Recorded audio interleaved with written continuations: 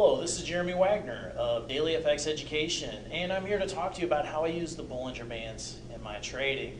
Now, if you've used market scope charts before, you know that you've got the ability to put tabs, or at least what I'll do is I'll tab my charts at the top. And on one of these charts, I'll keep it on the daily setting, and I'll have the Bollinger Band set at a 20 and 2 level here. And when the market seems to be getting boring, or there doesn't seem like to be a whole lot of trading opportunities going on, then what I'll do is I'll come out here on this tab and I'll zip through all the currency pairs.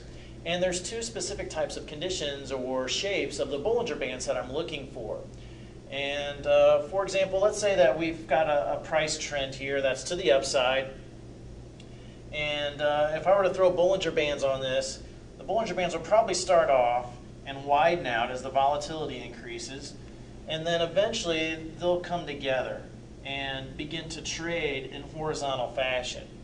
And you can see this is indicative of a range-bound environment because not only are prices moving sideways, not making any net movement or net gain one way or the other, but I've also got my Bollinger Bands. They're also trading sideways. They're also horizontal to each other, and they're parallel to each other. So my Bollinger Bands aren't making any net gain one way or the other either.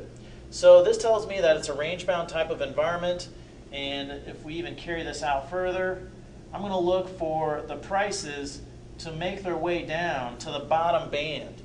You see, since the direction of the previous trend was up, I'm going to be looking to buy at the lower band. So I'm going to wait for prices to come down to the lower band, initiate my long position, and place a stop just below the recent swing low, which would be below this lower band.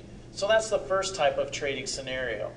Now, on the breakout, let's say we got a similar type of situation, and a lot of times they'll start off in fashion like this. So we get an uptrend, prices begin to trade sideways, and then what'll happen is that these bands will slowly begin to come together.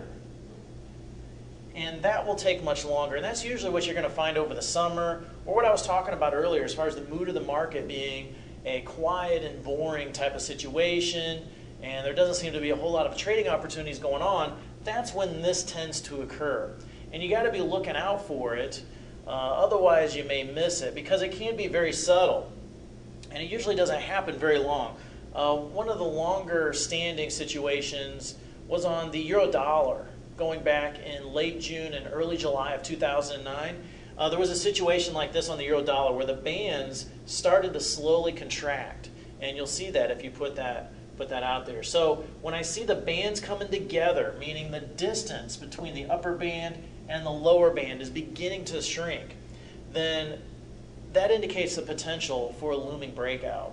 You see, just like if you were to take a spring and push your thumb down on the spring and let go, and then the spring will pop. That's the same type of situation with the Bollinger Bands, where the Bollinger Bands act like that spring. And so when they start to compress, that tells you volatility is dying down, and then usually breakouts is when we see an expansion of that volatility. So in this situation, what I'm going to do is I'm going to go out, I'm going to change my setting over to a 20 period simple moving average and 1 standard deviation. Essentially what that's going to do is that's going to put the Bollinger Band tighter in on the price.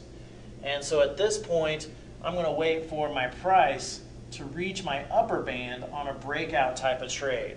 And a lot of times what I've seen happen here as well, and you got to watch out for it, is when these bands compress together, a lot of times you'll get a head fake in one direction only for it to break out in the other direction. So be wary, be mindful of prices coming down and doing a head fake and then bouncing up from there.